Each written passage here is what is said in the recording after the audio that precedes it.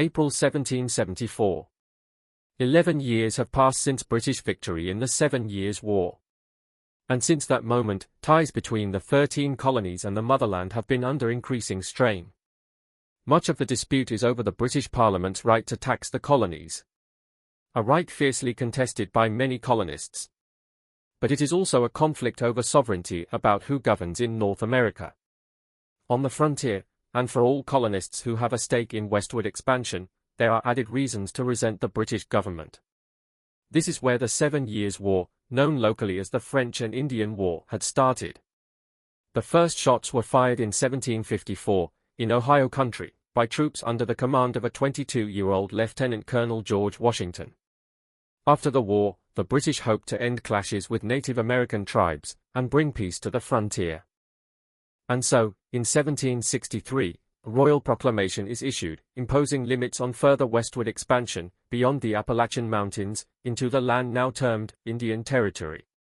For colonial land speculators, pioneers, and farmers, the proclamation cuts off access to a vast source of cheap land and stokes further anti-parliamentary feeling. The colony's list of grievances seems to grow year by year.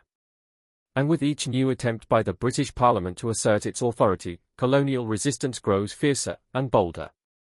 The destruction of 46 tons of East India Company tea, in the so-called Boston Tea Party, is the final straw. Lord North's government decides to make an example of Boston, and the colony of Massachusetts.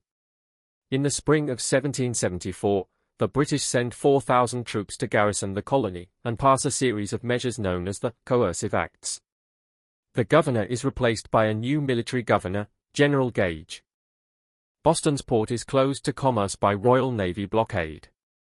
Representative assemblies in Massachusetts are limited, and it becomes easier for British troops to requisition housing throughout the colonies.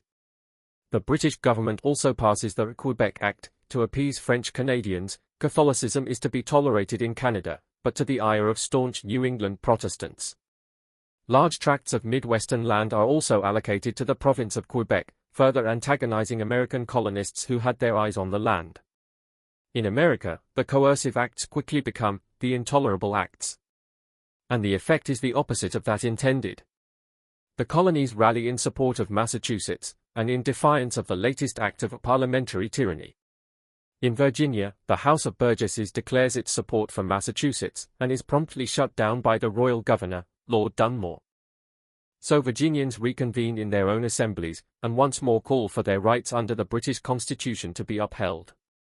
One of the most radical statements comes from Fairfax County, where the meeting is chaired by local Patriot landowner, George Washington. 10 years earlier, the colonies did not dare to claim only they had the right to govern themselves. Now, they don't hold back.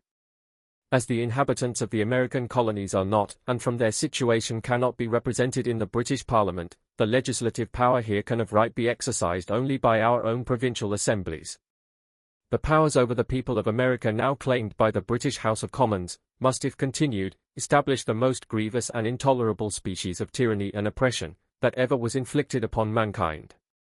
Virginian patriots call for a Congress, composed of delegates from the colonies, to meet and discuss a collective response to the latest crisis. Such calls are echoed across the colonies. And in October 1774, the First Continental Congress meets in Carpenter's Hall, Philadelphia. It is attended by 52 delegates from 12 of the 13 colonies. Among them, several men who will play key roles in the struggle ahead, John and Samuel Adams of Massachusetts, self-made men, incensed by the British occupation of their colony. John Dickinson, a moderate from Pennsylvania, who seeks reconciliation with Britain. And Patrick Henry, the radical from Virginia, who holds what for most is still an extreme position, total independence from Great Britain. Despite their divisions, a compromise is reached. The colonies agree to boycott all British goods until the Intolerable Acts are repealed. They will also send another petition to King George III, listing their grievances, while expressing continued loyalty and desire for reconciliation. We ask but for peace, liberty, and safety. Your royal authority over us, and our connection with Great Britain, we shall always carefully and zealously endeavour to support and maintain. Their petition never receives a formal response. The First Continental Congress cannot solve the crisis. but it has demonstrated that the colonies can come together to debate shared grievances and form a plan of action. The delegates are impressed with their fellow Americans and recognize the importance of their task. A new sense of solidarity inspires confidence that, if required, they can work together again for the common interest of all. In America, the long history of colonial and frontier wars means most British colonies maintain their own militia. Now these part-time citizen soldiers are training regularly under local officers, anticipating a confrontation with the British. It's a growing concern for General Thomas Gage, the British commander in North America, with 4,000 troops in Boston. He's also worried about the gunpowder reserves, held at strategic locations across Massachusetts, for use by government and militia forces. With tensions running high, control of the gunpowder becomes a priority for both sides. In September 1774, Gage sends 260 men to secure a powder magazine in Suffolk County, Massachusetts. In such a suspicious atmosphere, the sight of British redcoats on the march ignites wild rumors that villages are being attacked, civilians massacred, and that British warships are shelling Boston. None of them are true. Nevertheless, thousands of angry patriots gather in the streets of Cambridge, prompting local loyalists to flee to Boston. The patriots disperse the next day. But both sides are rattled by the incident. That winter, General Gage pulls his forces back within Boston and begins to fortify approaches to the city. He also requests reinforcements from Britain. Parliament delays. The British army is tiny, and sending troops to America is expensive. But with each passing month, colonial opposition grows stronger and more impassioned. In February, Parliament declares parts of the colony of Massachusetts to be in active rebellion. On the 23rd of March 1775, Patrick Henry addresses the Virginia Convention. If we were base enough to desire it, it is now too late to retire from the contest. There is no retreat but in submission and slavery. Our chains are forged. Their clanking may be heard on the plains of Boston. The war is inevitable and let it come. I repeat it, sir, let it come. I know not what course others may take, but as for me, give me liberty or give me death. The following month, General Gage receives orders to disarm the local militia and arrest its leaders. He targets a small town 20 miles from Boston called Concord, where he believes Patriot munitions and stores are stockpiled. But the Patriot militia know the British are coming. And the long-simmering standoff between Britain and its colonies is about to explode into open warfare. The 19th of April 1775. Around midnight, 700 British infantry, drawn from elite grenadier and light infantry companies, cross Boston Harbor in boats and begin their march to Concord. They are led by 51-year-old Colonel Francis Smith, who's been stationed in America for 8 years. His operation is supposed to be secret. The route has been carefully planned, and British scouts and spies patrol the countryside. But the Patriots have their own spy network in Boston. And before the British have even left the city, several Patriot horsemen, including Paul Revere, have ridden out to raise the alarm across eastern Massachusetts. In Lexington, militia captain John Parker is alerted to the approaching British column. He gathers 80 militia men on the village green to observe their advance. Around dawn, at 5 a.m., the head of the British column arrives. Redcoat officers order the militiamen to lay down their arms. Shouts and jeers are traded, then a shot rings out, from which side is not clear. The British regulars fire a flurry of shots. The militia run for cover. 8 lie dead or dying. Just 1 British soldier is wounded.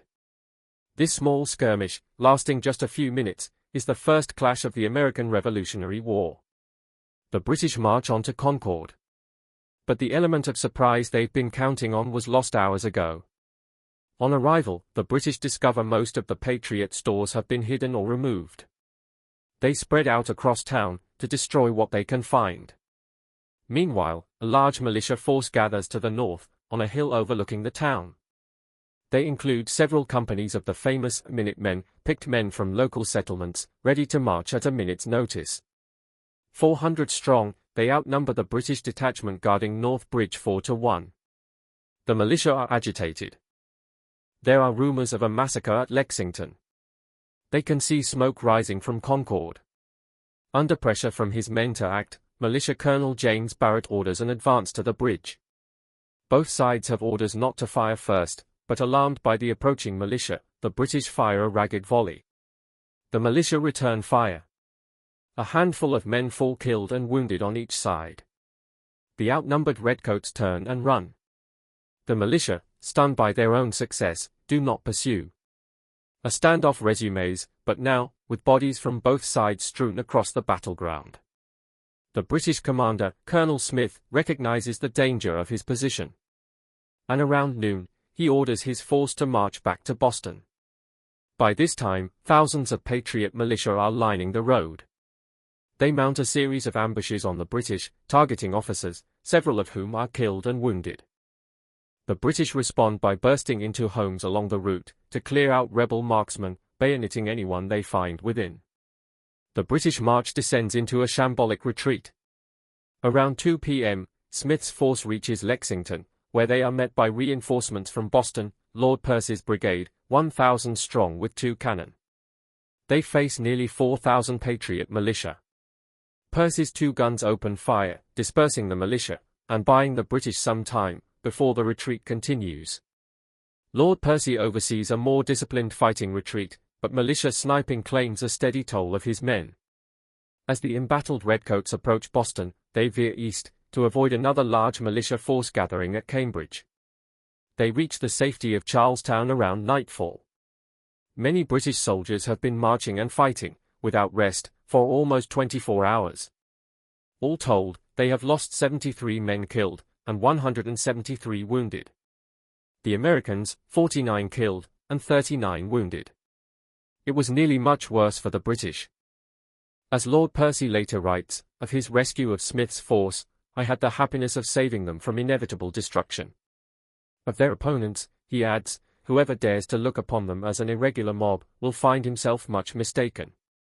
They have men amongst them who know very well what they are about. By the scale of 18th century warfare, the battles of Lexington and Concord are not much more than skirmishes, but the ramifications will be seismic. In the aftermath of the fighting, 15,000 militiamen encircle Boston. The British are under siege. Massachusetts is in open rebellion. The news spreads like a shockwave. 3 weeks later, a Second Continental Congress gathers in Philadelphia. Delegates had expected to be busy coordinating further protests. But suddenly, with the colonies in open conflict with the British, they begin to take on the work of a wartime government. Congress appoints a committee to secure military supplies, votes to raise loans to pay for them, and issue bills of credit. It also passes resolutions to reach out to potential allies, in Canada, Britain's Caribbean colonies, and among Native American tribes. Many delegates are veterans of the First Congress, but they're also new faces. The celebrated inventor Benjamin Franklin of Pennsylvania, who has returned from England. He is appointed Postmaster General, with orders to establish a new postal service. Then there's the wealthy merchant John Hancock of Massachusetts. And in June, they are joined by the young lawyer, Thomas Jefferson of Virginia. But Congress's most urgent priority is to form a united continental army that can stand against the inevitable British response. It is obvious that the large militia forces around Boston will be the army's foundation. But who will lead them? For many in Congress, there's only one man for the job. The 43-year-old Virginian delegate, George Washington. He is well known for his patriot views, and admired for his military service in the French and Indian War. As a not-so-subtle reminder of his credentials, the 6'2" Washington attends Congress in his Fairfax militia officer's uniform. John Adams, who nominates him for command, also believes appointing a Virginian to command New England troops will bolster the colony's unity. Approves Washington's appointment as Commander-in-Chief of the Continental Army. He agrees to serve without pay, only expenses. Yet he, like many Americans, is dismayed by the prospect of war. Unhappy it is, that the once happy and peaceful plains of America are either to be drenched with blood or inhabited by a race of slaves. Sad alternatives. But can a virtuous man hesitate in his choice? In the tumultuous years ahead, many delegates will question the decision to give Washington command. But ultimately, it will prove one of the best decisions ever made by Congress. The challenges Washington will face are immense.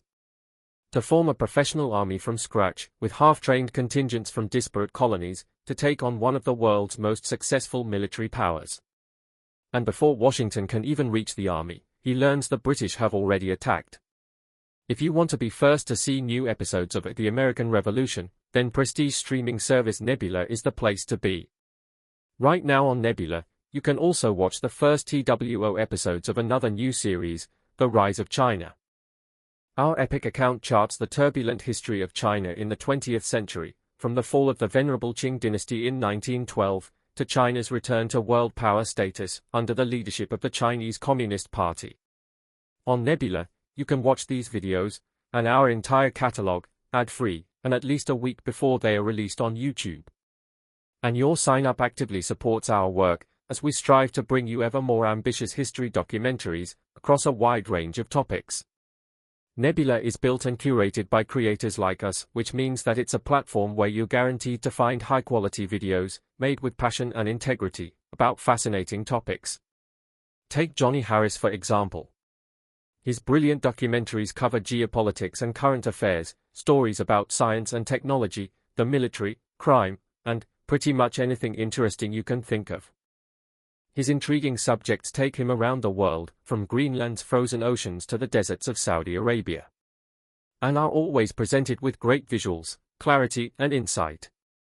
There are hundreds of other great creators on Nebula across all genres.